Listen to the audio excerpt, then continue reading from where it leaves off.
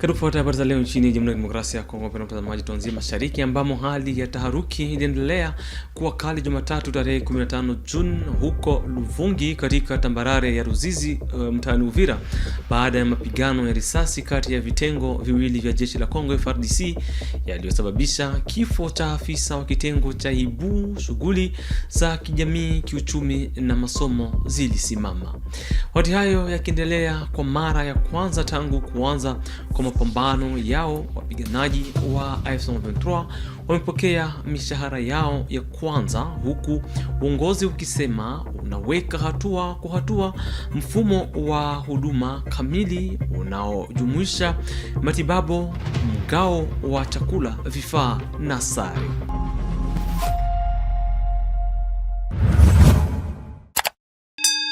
Hujambo. Hali imeendelea kuwa ya wasiwasi mkubwa Jumatatu hii tarehe 15 Juni mwaka huu huko Luvungi katika tambarare ya Ruzizi, eneo la Uvira, Jimboni Kivu Kusini, kufuatia mapigano ya risasi kati ya vitengo viwili vya jeshi la Kongo FARDC. Kwa mujibu wa vyanzo vinavyoelewana, afisa wa FARDC kutoka kitengo cha Ibu aliuawa na wanaskari wengine kutoka kitengo cha Satan 2. Hadi sasa hakuna taarifa rasmi kutoka jeshi la Jamhuri ya Kidemokrasia ya Kongo kama anavyosema duru yetu.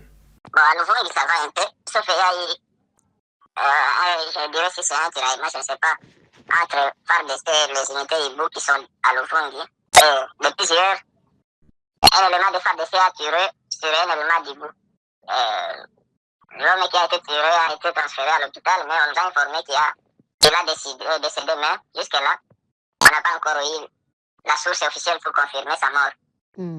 Et cela a causé à ses collègues de tirer aussi en désordre depuis hier vers 20h, 21h. Et aujourd'hui matin vers 6h à 8h. Donc ils tirent en désordre seulement dans des quartiers. Non, jusqu'à maintenant, il n'y a pas de blessés parce qu'ils tirent en l'air. Bon, les activités à Luvungi, depuis 8 heures, les activités ont été paralysées parce qu'après avoir écouté des coups de balle, ce n'est pas facile d'ouvrir encore soit des kiosques, des boutiques ou d'autres. Il y a certaines écoles même qui ont fait rentrer les élèves à l'Amzo. Oui, la circulation est bonne. Les voitures passent, les passagers, chacun va de sa direction. Seulement les activités des habitants donc. Kwa mara ya kwanza hatimaye tangu kuanza kwa mapambano ya M23, wanaskari wa harakati hiyo wamepokea mshahara yao ya kwanza. Video zilizosambaa sana kwenye mitandao ya kijamii zinaonyesha wanaskari wakilipwa mishahara yao.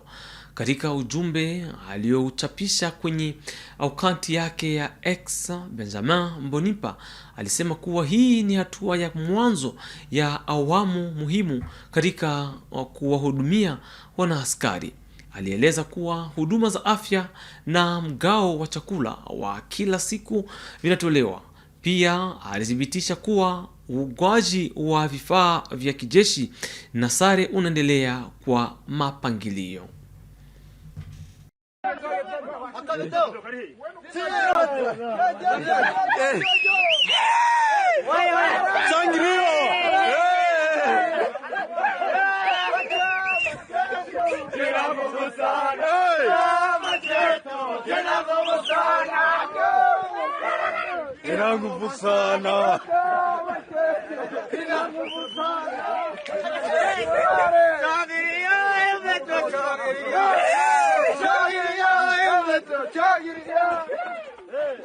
Mji wa Sake katika eneo la Masisi uliandaa Jumapili tarehe 14 Juni mwaka huu mkutano mkuu wa vijana wa kikundi cha Kamuronza.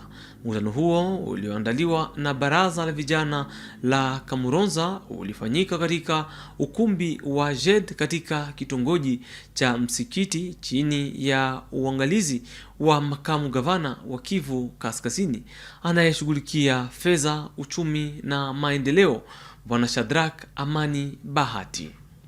La cité de Sake, située dans le territoire de Massissi, à 27 km de la ville de Goma, a vibré ce dimanche 14 juin 2026 au rythme d'une importante assemblée générale de la jeunesse du groupement des Kamuronza, placée sous les signes de la paix, de la sécurité et du développement communautaire.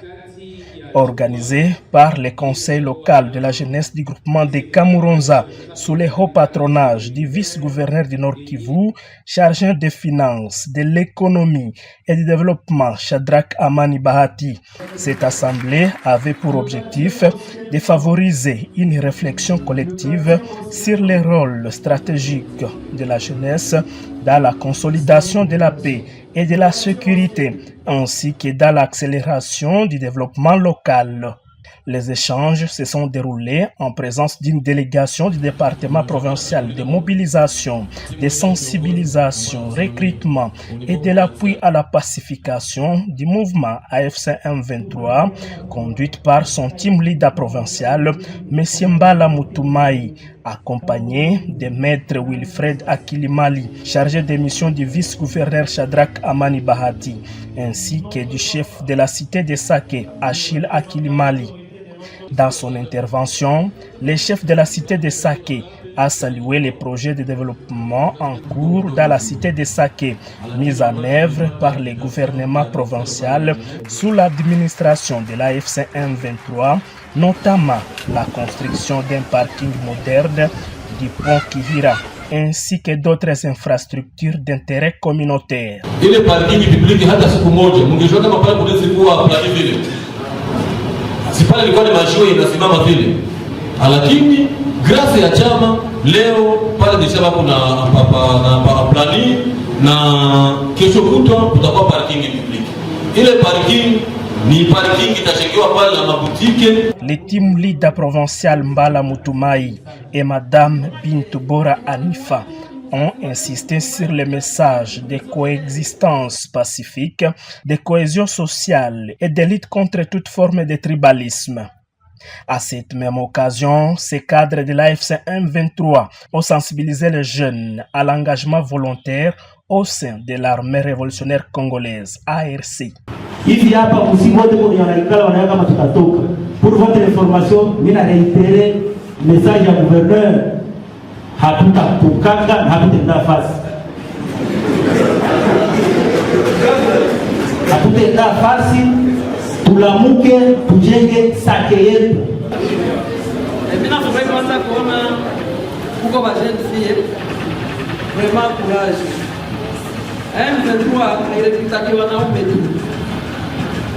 Donc tunakamata kwanza makadre politique, tunakamata kuko polisi, kuko armée na hauko obligé kukua soda, unaweza penda swate utumike mu société fulani, même kota ya chama, mais aussi si banamuki sur le plan politique. Tunakuwa na kazi ya mingi sana. Ces messages ont été favorablement accueillis par les jeunes de la cité de Sake ayant pris part à cette rencontre. Saluant le climat de paix et de sécurité instauré dans la région, ils ont réaffirmé leur engagement à collaborer étroitement avec les services de sécurité et les autorités locales afin de préserver et de consolider la stabilité observée dans la cité de Sake et dans l'ensemble du groupement de Kamuronza. Ndio vraiment pour aujourd'hui usalama kwanza vraiment inajiretablir vraiment.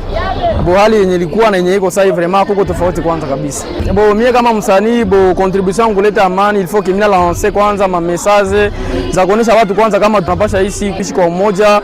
Tuache na mavitu ya ubaguzi ya makabila. Bo tutaremercier chama kwa ujumla wakubwa wote wa chama.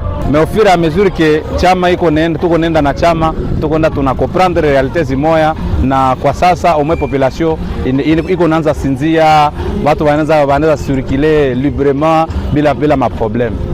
Mais tunaya kama kule mbele tutakuwa naishi sababu bako France bako Europe bako Etats-Unis tuko na ile imani kabisa tutatuma message kwa wakubwa ya chama hivi vraiment bako na ile mission ya kutaka tupate sécurité vaendelee vaimultiplier.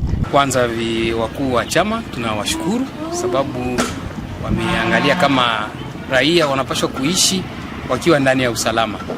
Pale polepole wanaendelea kutia mbinu polepole kila kitu kwa mstari kusudi raia waendelee kuishi na amani na udumu. Na kwa vijana, kwa wakuu wa vijana wa mgini, nao tunawashukuru sababu kikao kama na hii inaleta mawazo mazuri na mchanganyo ya mawazo na ile kuchangia pamoja, sababu wao walileta ile initiative kusudi watu wachangie na waangalie hali ni gani kwa sasa na nini tunaweza kufanya, nao tunawashukuru waendelee vile. Prenant la parole, Kituki Mwenge Celestin, président du conseil local de la jeunesse de Kamuronza, s'est dit satisfait de la tenue de cette assemblée générale qu'il considère comme un cadre privilégié de dialogue, d'échange et de mobilisation de la jeunesse. Tulipima onesha waparticipa kuwa kitu kunafanyika ni ba grand frère ya mouvement konifanya ya kuleta usalama. Inaomba shu tuiperenize, juu iendelee, ilikuwa naomba tukuwe na participation. Na tumebizeko sana ba jeune, tumesema kama itakuwa communication na coordination ya mahabari juu ifike kumasikio autorité wakati ipasavyo. Na ngambo ya développement tumesema kuwa ba participer activement kuma effort ya maendeleo yenye chama iko nafanya katika mwingine Sake na kandokando katika kupaka mkonza. À l'issue des échanges qui ont permis aux participants de poser leurs questions et de formuler diverses recommandations en vue d'obtenir des réponses à leurs préoccupations, plusieurs projets de développement en cours dans les groupements ont été passés en revue. Les intervenants ont notamment mis en avant les initiatives visant à améliorer les conditions de vie de la population et à promouvoir l'émergence ainsi que l'autonomisation de la jeunesse locale. Hatimaye wabunge wa taifa waliochaguliwa kutoka Kivu Kaskazini na Ituri wamesitisha ushiriki wao katika vikao vya bunge la taifa. Wanapinga uamuzi wa ofisi ya bunge kukataa kuweka agenda mjadala kuhusu hali ya usalama mashariki mwa DRC.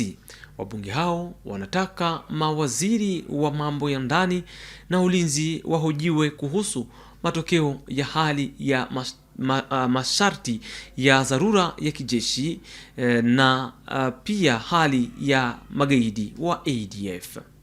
Il y a 2 jours, la ville de Beni a été attaquée et la population a été massacrée sauvagement au niveau du territoire de Mambasa, d'Irumu et aujourd'hui plus loin dans la province du Haut-Touélé.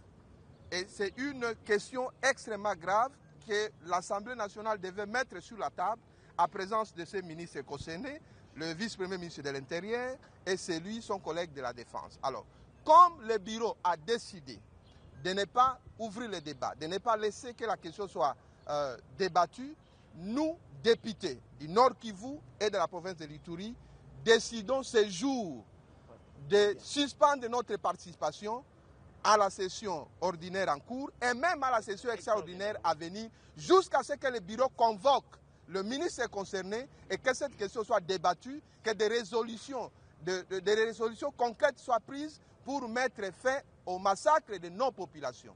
Aujourd'hui, si ces populations sont exterminées, qui vont nous voter? Auprès de qui nous allons rentrer pour rendre compte? Donc c'est inadmissible ce que Chilumba, le vice-président Chilumba qui conduisait le débat, venait de faire. Donc nous décidons de suspendre notre participation à tous les travaux de l'Assemblée nationale à partir de cet instant. Amen.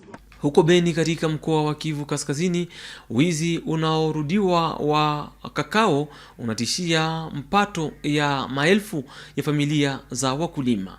Kukabiliana na hali hiyo, vijana wengi kutoka familia za wakulima wameunda vikosi vya ulinzi ili kulinda mashamba na kuhakikisha usalama wa mavuno.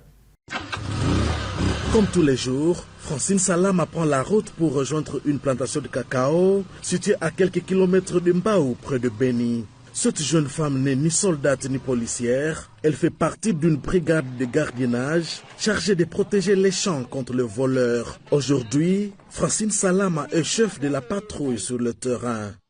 Kazi yetu ni kuingia mashamba kukontrole kwenye basi kama wapi kwenye kuko kakao za kukomala tunachongaka na tunalala kule bonge tunajitoleaka tunajidone tu kwanja. Mwizi kwanja manake senya anaonaka tu vipreza setu manake anasikia hoga hafikake tena kwa shamba tukisa mobana tu tunamopelekaka ku polisi. Les jeunes volontaires sont souvent eux-mêmes enfants d'agriculteurs. Sans moyens importants, ils se sont organisés pour répondre à un problème local dans cette région du Nord Kivu. Donc kazi yetu tu ni vile souci ya mashamba ya wazazi na zetu tuzikonsantre. C'est le cas de Tongo Dorcas, chargée aujourd'hui de surveiller un tronçon routier. Elle s'est engagée dans la brigade pour répondre à la colère après le vol des récoltes de ses parents. Walikuwa washateseka sana kungambo ya wizi. Na washakuwa wanajiba kakao na hapata tena makuta. Kwa sababu wizi litomboka sana. Niliacha masomo juu frescolaire. Mpaka sasa sisome. Kwenye tulanje kazi ya gardinage, mimi nafurahi kwa sasa juu kila mkulima kameka toka kushamba na kakao yake. Pour les agriculteurs comme Amona Kikuku, le changement est bien visible. Encore récemment, les efforts fournis pendant de longs mois pouvaient disparaître en une journée à cause des voleurs. Tuna félicité. Juu nyuma kidogo, wamwizi walikuwa kama mingi kabisa. Tutafika mshamba unakuta mambegu nazilishaenda. Mvua meme nanifika kwa wakati wanachima na wenyewe havia komala mzuri. Ulishaichokea kuitengeneza, kulima, kufanya nini? Sasa ukikuta na vanisha iba vraiment inachukizaka sana, roho inaluma sana. Tangia wameanja hii kazi. Sava mtu kunakuta unafika kameme mbegu na viko kushina. Ile ni avantage yenye presence yabo inatumikaka kwa mashamba yetu sisi wakulima. À la sortie des plantations, les récoltes sont vérifiées au point de contrôle pour limiter les vols et rassurer les producteurs. Certains agriculteurs comme Kavir Nzanzu offrent même une partie de leur production aux jeunes de la brigade, en soutien volontaire à ceux qui protègent leurs plantations. Inaonyesha donge kumatabisi ya kutusaidia kuchunga. Asiyapotaka kao inashuka tu kunatosa sasa chuvi na watoto wanaenda kwa masomo na dawa tunapata kule kidogo tu kunapata kwa balianzia kazi ya kukami. Donge ba hizi ndio tulikuwa natumikia sana. Na kwenye bakami basaka ingilia tusapokuwa kama tunapata kwanza ka amani. Dans l'ombre des plantations, les jeunes volontaires veillent et surveillent, mais ils prennent aussi des risques dans une région marquée par l'insécurité. Kwa habari zingine, serikali ya mkoa wa Lualaba imefanya ziara ya ukaguzi katika barabara ya umma ya kwanza sehemu ya Nguba Lubudi kwa msaada wa mkurugenzi ya mkoa ya shirika la ujenzi mkubwa la Kongo ya Haut-Katanga. Ziara hiyo iliyoandaliwa kuanzia tarehe 7 hadi tarehe 13 Juni mwaka huu iliwapa mawaziri wa mkoa wa miundombinu na uchumi fursa ya kuona maendeleo makubwa ya kazi za ujenzi. L'Agence congolaise des grands travaux, ACGT, représentée par son directeur provincial, l'ingénieur Simon Kassambaï Punda, accompagné de la mission des surveillances, a pris part à une mission d'itinérance conduite par le gouvernement provincial du Lualaba sur le projet de réhabilitation de la route nationale numéro 1. Dans ce chantier stratégique, l'ACGT assure la maîtrise d'ouvrage déléguée à travers sa mission de surveillance et de contrôle. Durant une semaine intense, soit du lundi 7 au samedi 13 juin, la délégation a parcouru une grande partie du Lualaba sous l'impulsion de son Excellence, le ministre des Infrastructures, le professeur, docteur, ingénieur Moïse Mukepe Kailou, accompagné de son Excellence, Madame Lydia Kapapa Kalassa, ministre de l'économie. Leur présence a témoigné de l'engagement du gouvernement provincial à accompagner ce projet national sur le tronçon Nguba-Lubudi, 146 km l'O6. Je voudrais d'abord remercier le gouvernement provincial de Lualaba pour nous avoir associés à sa mission d'itinérance et pour parler des projets où l'Agence congolaise des grands travaux est en train d'assurer la maîtrise d'ouvrage déléguée à travers la mission de surveillance et de contrôle. Nous venons de passer une semaine très intense en activité et grâce à la bravoure de son Excellence ministre des Infrastructures qui nous a pris depuis lundi jusqu'à ce jour et de manière très intense, nous avons traversé une grande partie de Lualaba. Il a été accompagné par son Excellence Madame ministre de l'économie.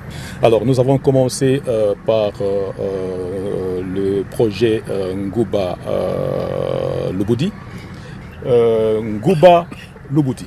Et cette partie Ngouba-Lubudi, c'est près de 146 km. Et nous, à CGT, pour rendre ça possible dans un temps record, nous avons placé 2 entreprises. La première entreprise part de Ngouba, juste 101 km. 101 km, là, c'est l'entreprise Sino Hydro qui est en train de faire les travaux. Et sur ces 101 km, il y a à peu près 6 ponts. 6 ponts qui sont presque déjà, sur les 6 ponts, 4 sont déjà pratiquement achevés. Et la moyenne de ces ponts-là, c'est autour de 20 à 30 mètres de portée. Et sur le deuxième lot, nous avons près de 45 km qui sont en train d'être construits par l'entreprise Crecset. Et Crecset est sur les 45 km restants là, il y a à peu près aussi 4 ponts dont le taux de réalisation à ce jour est autour de 85%.